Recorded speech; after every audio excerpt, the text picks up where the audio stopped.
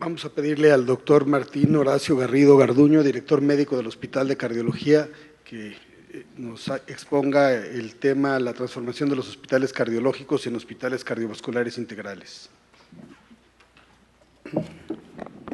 Gracias. Muy buenas noches a todos. Es como siempre un privilegio estar en este hermosísimo foro y con un tema conocido, un tema que es la segunda vez que preparamos. Les debo comentar que nos hicieron favor de invitarnos hace 1 año y medio y pensamos que la invitación era para el 2012. Hace 1 año éramos los 4 únicas personas paradas allá afuera, esperando que iniciara la sesión. Actualmente, bueno, ya tenemos la fecha correcta y actualizamos nuestras diapositivas y nuestra información, pero es un tema que habitualmente estamos acostumbrados a ver. Vamos a hablar un poco sobre este proceso de transformación que obedece a una historia. Recientemente, primero los 50 años de nuestro hospital, pues vimos a mucha gente conocida de nuestro medio cardiológico y que han vivido de cerca una historia, pero que quizá más que una historia es una evolución. Sí, en 1961, cuando se inauguró nuestro hospital de neumología y cirugía de tórax, obedecía a algunas características de la población y, más importante, en marzo de 1963, con este desplegado en el periódico donde se decía que México cuenta con una ciudad de la salud. En 1971, por las condiciones epidemiológicas y por algunas otras circunstancias, el Hospital de Neumología y Cirugía de Tórax cambió su nombre por el Hospital de Enfermedades de Tórax. ¿Qué pasaba en ese entonces? Pues el principal mal que aquejaba el tórax pues era la tuberculosis. Sin embargo, ya había empezado a disminuir de manera importante este problema. Sabemos que ahora ha vuelto de nuevo, aunque no con la misma intensidad, pero podría ir hacia allá. Sin embargo, algunos otros problemas eran de presencia constante, como la mortalidad perinatal. Recordamos que también hace algunas décadas, pues todo lo que es México y especialmente nuestro Distrito Federal, pues surgieron muchísimos hospitales de ginecología, motivado por algunas otras características que vamos a comentar más adelante. ¿Y qué pasaba con la mortalidad general? Que a partir de los 80 hubo un incremento muy importante en lo que es la mortalidad en el adulto mayor. Empezaba a haber un cambio importante, ¿sí?, en la mortalidad, aunque la mortalidad general pues se mantenía. Empezaba a haber un problema con el adulto mayor. Y esta gráfica fue tomada así de este informe de salud pública de 1990, pero aquí lo que llama la atención es esta escala, ¿sí?, que no es una escala regular, y si vemos que a partir del 10, cada punto se está incrementando nuevamente. Aquí es en unidades y aquí es cada 10 unidades. ¿Y qué es lo que llama la atención? Que a partir de aproximadamente 1965, cada 5 años se multiplicaba por 10 con respecto a 1950 la prevalencia de muerte por enfermedad cardiovascular. Si pusiéramos esta escala de manera regular, de 1 en 1, pues tendríamos prácticamente un incremento vertical. Eso es lo que estuvo pasando con esta detección de enfermedades que abrumaban en los 70s y en los 80s, cada vez más nos dábamos cuenta. Sin embargo, bueno, en 1981 ya no era ese hospital de tórax, sino cambió su nombre por Hospital de Cardiología y Neumología. Ya la neumología no era el foco principal, evidenciado por estos problemas que se iban dando. Sin embargo, pues todos recordamos este evento de esta tragedia que ocurrió en nuestro país, por el cual el Hospital de Cardiología cerró un tiempo para posteriormente abrir con el nombre de Hospital de Cardiología Luis Méndez, y finalmente en el 2003 quedar como UMAE Hospital de Cardiología Centro Médico Nacional Siglo XXI. Entonces, más que una historia, fue una evolución en la que fueron ocurriendo varios cambios. Primero, la población, ya el doctor Magaña nos hablaba de la mortalidad, pero esta mortalidad especialmente es en estos mayores de 65 años, donde los problemas de aterosclerosis evidenciados en consecuencias de la diabetes, cardiopatía isquémica, enfermedad vascular cerebral, se iban incrementando de manera muy importante. Si vemos la mortalidad por enfermedad hipertensiva, aunque parecía haber un incremento discreto, al menos la pendiente no era muy elevada, ¿qué es lo que está pasando en este grupo? Que es en el grupo de edad mayor de 60 años donde realmente está ocurriendo. Lo mismo nos pasa con la diabetes mellitus. A partir de los 50 años tenemos un incremento muy importante, tenemos una prevalencia muy elevada de estas enfermedades. La enfermedad cerebrovascular, de igual manera, arriba de los 65 años. La mortalidad por cardiopatía isquémica, pues de manera muy predominante, una mortalidad muy incrementada a partir de los 55 a 60 años, aunque sabemos que muchos años antes se está manifestando. Entonces, bueno, la primera causa de muerte nos podríamos pelear si realmente fue la diabetes o la enfermedad del corazón, pero a final de cuentas en la diabetes la causa de muerte sigue siendo vascular y el corazón también tiene problemas casi siempre. Y entonces son estas enfermedades vasculares, complicaciones de estas enfermedades que estamos hablando del corazón, como es la cardiopatía isquémica o la enfermedad consecuencia de las alteraciones glicémicas crónicas y todos los cambios metabólicos que hay, es la primera causa de muerte y se ha mantenido. En casos de mortalidad general, tanto para hombres, vemos diabetes, enfermedad isquémica, enfermedad cerebrovascular y más específicamente en la mujer, son los 3 primeros causas de muerte. Este es el villano, esa aterosclerosis que estamos viviendo y de la cual, pues con la cual trabajamos día a día, es una causa predominante de problemas y no solo en nuestro país. ¿Qué pasó en Europa? Este es un ejemplo del Euroheart Survey, este estudio que demostraba que la economía y las tendencias políticas también influían en esa mortalidad. Los países del ex bloque oriental, desde los 80s, 90s, empezaron a tener un incremento y que sigue todavía, mientras que países tradicionalmente capitalistas pues habían tenido o habían logrado disminuir un poco esa tasa de mortalidad. Entonces la cuestión económica era importante. Y la insuficiencia cardíaca, este era el síndrome que todos conocíamos. Llegaba el paciente con insuficiencia cardíaca, se diagnosticaba y cada vez caía más frecuentemente hasta que finalmente fallecía. Sabíamos que la sobrevida no era más allá de 5 años, pero la realidad es que estas enfermedades empiezan mucho tiempo atrás.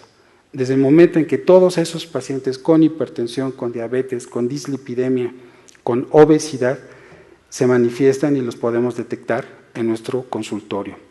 El doctor Magaña nos hablaba de población de más de 25 años, ¿sí? En general adultos, pero si nos vamos a población general mayor de 65 años, en la cual pues seguramente los vamos a ver muy frecuentemente en cualquier restaurante, 4 personas de más de 65 años, pues la estadística nos va a decir que 2 de ellos son obesos, 2 son hipertensos, 1 es dislipidémico, 1 es diabético, ya va para 2, y 1 de ellos va a tener un cuadro de insuficiencia cardíaca en el próximo año.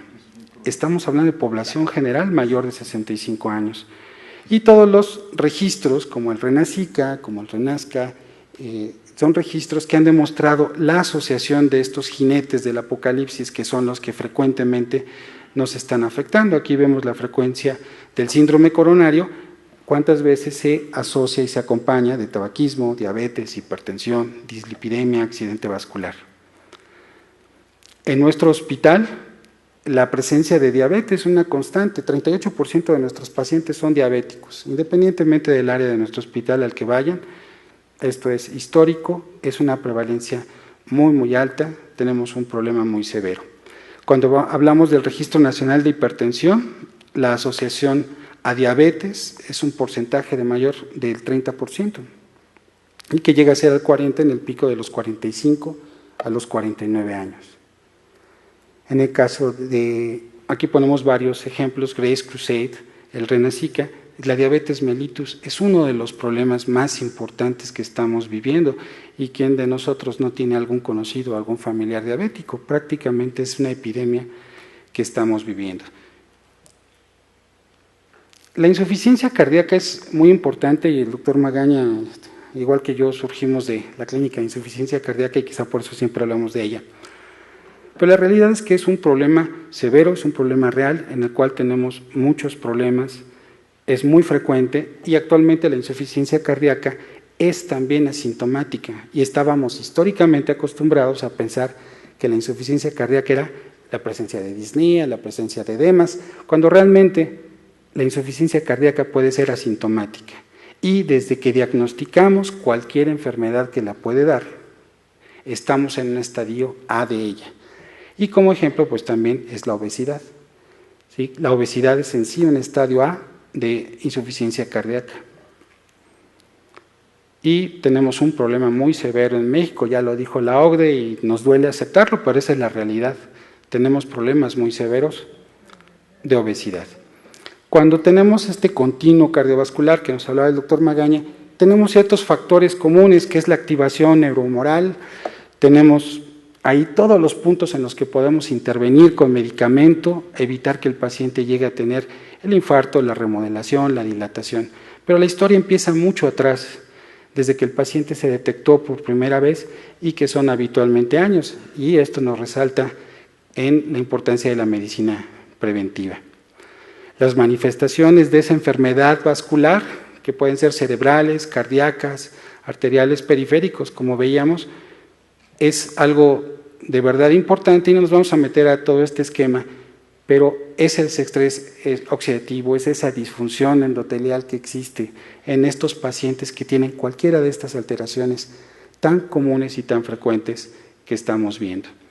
¿Por qué falla? ¿Por qué disfunciona este endotelio? Bueno, casi cualquier enfermedad, aterosclerosis, dislipidemia, hipertensión, hipercolesterolemia, nos van a dar todas estas alteraciones y por varios mecanismos teóricos se va a generar una ruptura de placa, se va a generar un accidente vascular y nos vamos a meter a las teorías, porque a final de cuentas, aunque hay algunas más frecuentes, la teoría lipídica, por ejemplo, que tiene mucho más seguidores, pues es una de las teorías importantes. Y ahora las teorías de la inflamación, que yo puedo ver una arteria en un cateterismo ocluida ligeramente o disminuida en su calibre y no tener estenosis por colesterol, sino tener un problema de inflamación, que es otro de los problemas asociados. El concepto actual es que esta diabetes es una enfermedad vascular, que esa hipertrigliceridemia es solo un factor de riesgo, entre otros, para enfermedad arterial, pero lo que está pasando de base es una disfunción crónica endotelial dada por muchos factores y que uno es tan viejo como lo son sus arterias. Y cuando empezamos a tener problemas arteriales, vamos restando, como decía el doctor Magaña, años de vida saludable, mucho más importantes en cualquiera de estos eventos que tenemos aquí, enfermedad cardiovascular, infarto, EBC. Es una enfermedad de alto costo y de impacto social, porque en el hospital de cardiología es donde en pacientes mayores, de mayor edad, no vamos a decirlo, adultos mayores, manejamos, comparado incluso con el hospital de oncología, que también tiene un porcentaje muy elevado. El hospital que mayor cantidad de adulto mayor maneja es el hospital de cardiología. Y es un constante, lo vemos en la estancia hospitalaria, en los egresos, en las intervenciones, en las consultas, y también son los pacientes que tienen mayor complejidad quirúrgica. Esto genera que tengamos, además, por la demanda hospitalaria, un incremento muy importante. Estamos creciendo en demanda casi en un 4.5% anual y en urgencias casi un 7.5%. ¿Esto qué va a generar? Que vamos a necesitar cada vez hospitales. Salvamos cada vez más a pacientes de un infarto, pero vamos a tener mayor cantidad de pacientes con insuficiencia cardíaca y con los problemas que requieren a futuro hospitalización. Sin embargo, la cantidad o la oferta de camas en nuestro país ha disminuido y esto es a consecuencia de cada vez mayor cantidad de enfermos. No todos pueden acceder a un tercer nivel de atención, estadísticamente es un porcentaje pequeño, solo un 7%. Entonces, el efecto debe estar a nivel de la inversión y un esfuerzo a nivel de la atención primaria. Sin embargo, los hospitales deben de seguir existiendo, pero deben de adaptarse a nuevas condiciones, nuevos conceptos y nuevas tendencias. Tenemos nuevas especialidades, como se hablaba de los vascularistas hace unos pocos años, las clínicas de insuficiencia cardíaca, el home care, extender el cuidado de los hospitales para que poco a poco vayamos teniendo un complemento de la atención. ¿Sí?